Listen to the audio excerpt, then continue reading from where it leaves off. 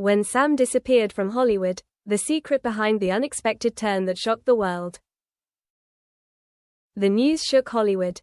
That morning, Hollywood exploded. Every major news site, from Variety to The Guardian, carried the same sensational headline. Sam Heughan quits movies, leaving the entertainment industry indefinitely. Social media was flooded with comments. Millions of fans were confused. Some speculated he was depressed, others thought he was preparing for a secret project. But no one expected it. Sam had actually disappeared. No interviews, no press releases, no goodbyes.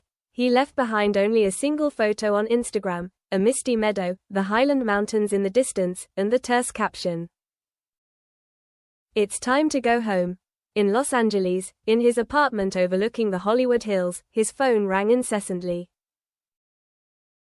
Agents, directors, even the studio tried to contact him. Sam didn't answer.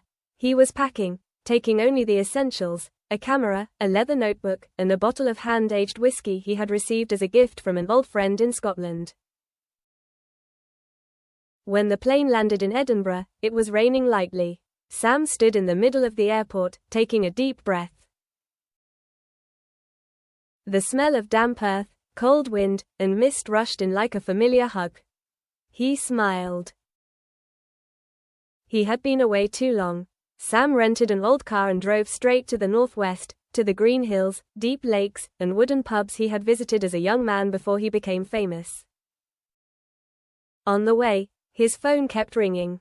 He turned it off. For the first time in more than a decade, he was no longer a star.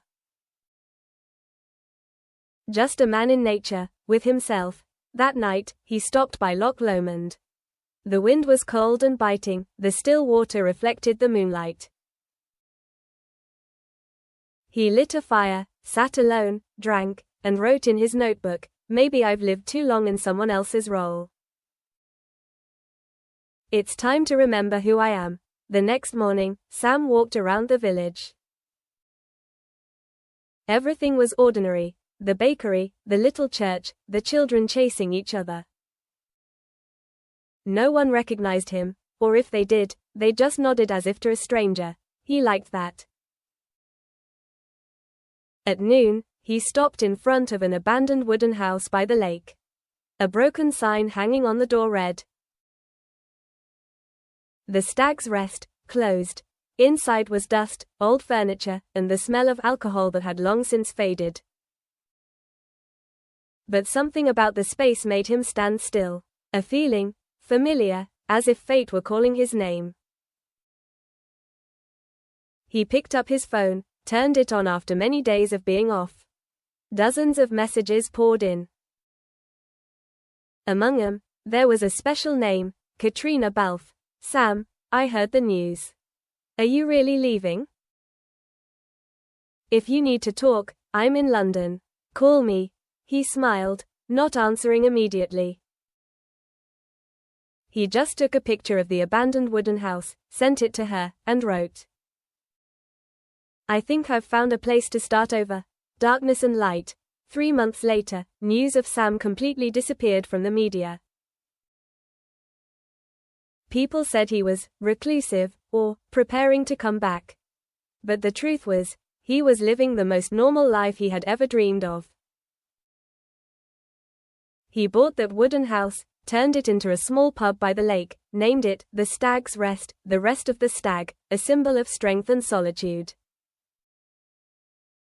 At first, the villagers laughed.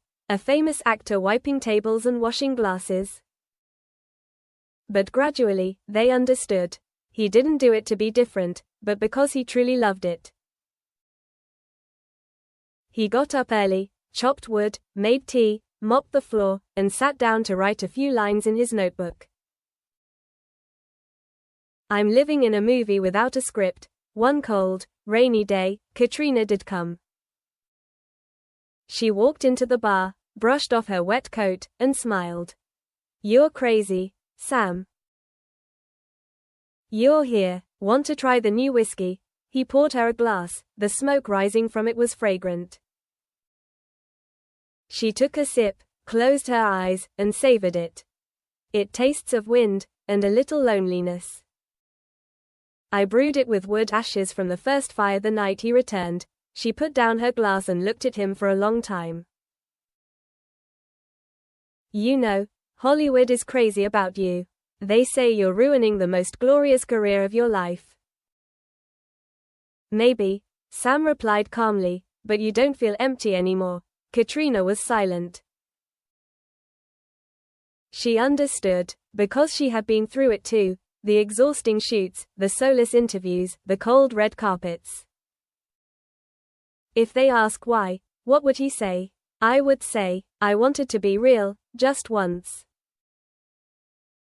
That night, when she went to sleep in the upstairs room, Sam sat alone by the fireplace, watching the flames dance. He knew he had chosen a path he could never return to. But for the first time in his life, he had no regrets.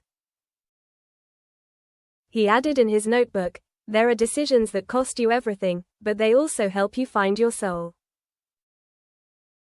The Wind from Hollywood. A year later, The Stag's Rest became a legend. Not because Sam Heughan owned it, but because everyone who came said they found peace. No billboards, no bright lights. Just wine, folk music, and real laughter. But then one day, The Wind from Hollywood came. A major film studio sent a letter. They wanted to shoot a movie in Scotland, set mainly in Your Bar. They hummed, I will return the money and be offered the main role, an actor who has ignored the noise to find his true self. A story from his life. Sam sat for a long time with the letter in his hand. The villagers advised him to accept a golden opportunity. But in his heart, something was heavy. That night, Katrina called. I heard the news. How do you define it? I don't know. Part of me wants to go back, the other part is afraid of losing everything. Sam, you don't need to choose a side. Maybe you just need to retell your own story, but the way you want. He was silent. Then he smiled. You always create everything back, so it's obvious. A month later, the film crew came to the village. But instead of a lavish setup, Sam asked him to keep everything as is, tables and chairs, cracks in the walls, even the smell of real smoke in the shop. The film was shot on Friday. The film was called The Return Home. When it was released, it created a whole world for the quiet man. Not just because of the acting, but because of Sam's genuine feelings, the loneliness, the self-reliance, the look of finding oneself. Viewers said it was not published. That was an interesting statement, the decision to change everything. After the film was released, Sam disappeared again. He refused all interviews, all advertising contracts. Instead, he returned to the bar, hung a new wooden sign on the door. We tell stories here, not sell them. Here, we tell stories, not sell them. One evening, when the wind blew hard across the lake, Katrina came in, carrying a letter from Hollywood. They nominated you for an Oscar, she said, half laughing, half surprised. Sam smiled, pouring her a glass of wine. Really, maybe you should send your thanks to yourself. She laughed. You are the most beautiful madman I have ever known. And you are the only one who understands why I am mad. They are convenient. Besides, it started to snow. That night, while she slept, Sam went out onto the porch. He looked at the frozen lake, took a deep breath. The moonlight reflected off the tavern, as peaceful as if nothing had ever happened. He opened the notebook and wrote the last lines. They said this decision could change my career. They were right, but my career is everything. I no longer need light to shine. He closed it, set it next to his half-empty whiskey, and looked out at the dawn rising behind the distant mountains.